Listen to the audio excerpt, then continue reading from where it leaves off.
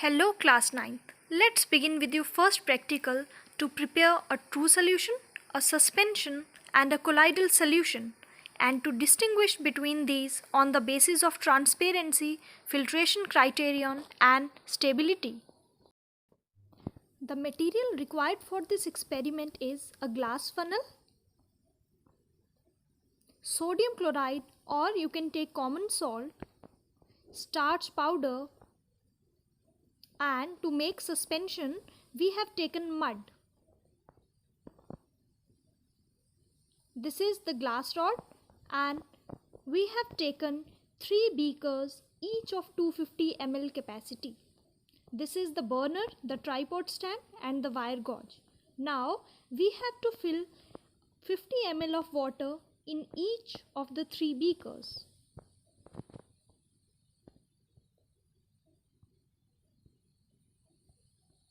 With the help of a spatula, we will dissolve in the first beaker a spatula full of sodium chloride. In the second beaker, we will dissolve starch powder.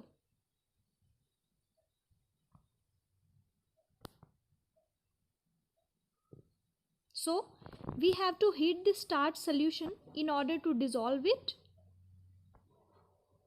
Now, in the third beaker, we will put some mud.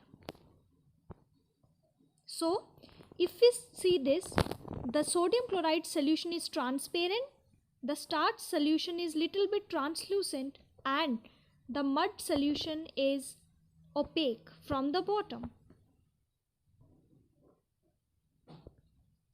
If we talk about the stability, sodium chloride solution is stable. This is also stable and the mud solution is comparatively unstable. Now this is the filter paper and we have to fold this filter paper like this, and we have to keep this folded filter paper on the funnel. Now we will filter the solutions one by one, starting with the sodium chloride solution. So the filtrate, as you can see in the beaker, the filtrate is a clear solution. That means you cannot see any solute particle dissolved in the filtrate. And in the filter paper, there is no residue left. That means the size of solute particles is very small in case of true solution. Now we will fold next filter paper and we will be filtering the starch solution.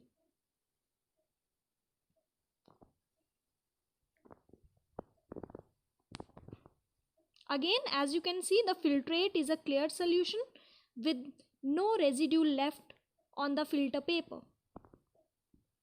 Again, there is no residue left. So, in the last, we will filter the mud solution.